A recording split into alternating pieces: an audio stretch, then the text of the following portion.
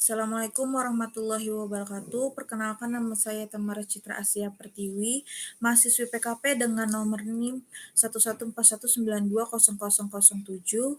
Pada kesempatan kali ini saya akan mempresentasikan mengenai prarancangan pabrik aspirin dengan kapasitas 2.000 ton per tahun yang sudah disusun bersama rekan saya Rizvita Dia Anugrah. Untuk mempersingkat waktu, mari kita masuk ke dalam pokok bahasan kita yang pertama, yaitu latar belakang. Ada 3 poin yang melatar belakangi proyek kami, yaitu yang pertama, di ASEAN, Indonesia merupakan pasar farmasi terbesar. Pada farmasi, Indonesia sendiri mencapai 27% dari total pasar ASEAN, dan dari jumlah tersebut sekitar 70%-nya didominasi oleh pemain nasional, yang menjadikan Indonesia satu-satunya negara di ASEAN yang didominasi oleh industri lokal, sehingga memiliki potensi yang sangat baik untuk dikembangkan. Namun, pengembangan produksi bahan baku pabrik farmasi masih sangat lambat. Hal ini juga merupakan sasaran potensi yang besar sekaligus tantangan pada industri farmasi untuk mengedepankan perkembangan bahan baku sebagai upaya diciptakannya industri farmasi yang terpadu. Lalu selanjutnya masuk ke poin yang ketiga, salah satu bahan baku yang penting dan perlu pengembangan lebih di industri farmasi antara lain adalah aspirin. Aspirin sendiri merupakan salah satu jenis obat analgesik yang berfungsi sebagai pereda rasa sakit atau nyeri. Di Indonesia, aspirin dikenal sebagai merek dagang aspirin tablet dengan bahan baku yang masih diimpor dari luar negeri. Lalu selanjutnya kita masuk ke data ekspor dan impor. Data impor di Indonesia mengalami penurunan, yaitu dengan memperoleh rata-rata persentase yaitu minus 0,11%, yang menunjukkan ada 2 kemungkinan yang terjadi. Yang pertama, minat konsumsi Indonesia dengan aspirin semakin menurun, atau kemungkinan yang kedua yaitu peningkatan jumlah produsen aspirin di Indonesia. Lalu selanjutnya ada data pertumbuhan ekspor aspirin di Indonesia. Jika dilihat dari data per tahunnya, data pertumbuhan ekspor terus mengalami peningkatan. Hal ini juga berbanding terbalik dengan data impor, di mana data ekspor mengidentifikasikan bahwa produk-produk aspirin yang diproduksi di dalam negeri sudah dijual hingga ke pasar internasional. Lalu selanjutnya ada data konsumsi aspirin di Indonesia. Data konsumsi aspirin di Indonesia mengalami penurunan dengan memperoleh nilai rata-rata minus 0,0294238,54. Lalu selanjutnya ada data konsumsi aspirin di dunia.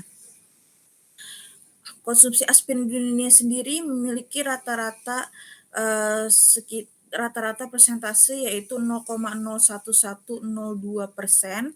Hal ini menunjukkan bahwa aspirin merupakan salah satu produk yang dikonsumsi dengan jumlah yang termasuk tinggi. Lalu selanjutnya ada penentuan kapasitas pabrik. Kami menggunakan selisih permintaan dan penawaran, di mana selisih didapatkan sekitar 234,548 ton. Lalu kita bandingkan dengan kapasitas pabrik di luar negeri, di mana kapasitas terkecilnya yaitu 680 ton per tahun, sehingga kapasitas produksi kami menjadi 2.000 ton per tahun.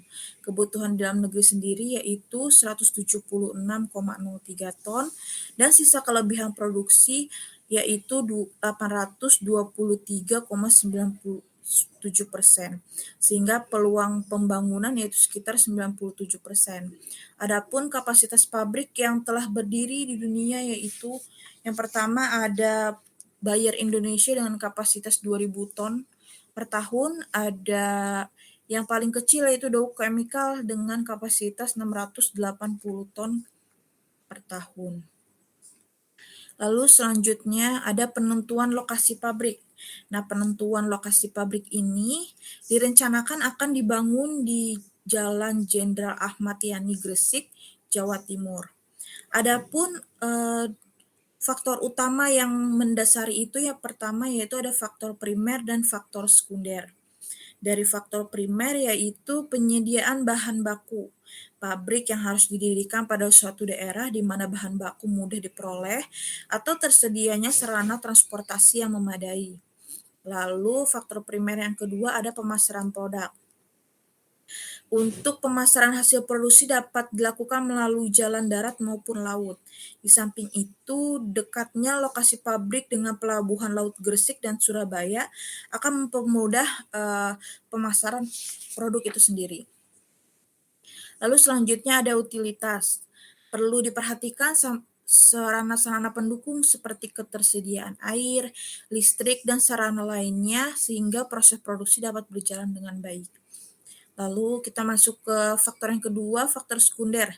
Yang pertama, perluasan areal pabrik. Gresik sendiri memiliki kemungkinan untuk perluasan pabrik karena belum terlalu banyak pabrik yang berdiri di sana sehingga sebagai kawasan industri.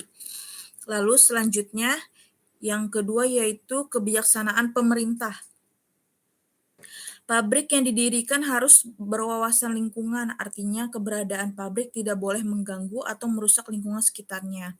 Lalu yang ketiga ada kemasyarakatan. Dengan masyarakat yang akomodatif terhadap perkembangan industri dan tersedianya fasilitas umum untuk hidup bermasyarakat, maka lokasi Gresik dirasa tepat untuk membangun pabrik aspirin tersebut. Lalu selanjutnya ada seleksi proses.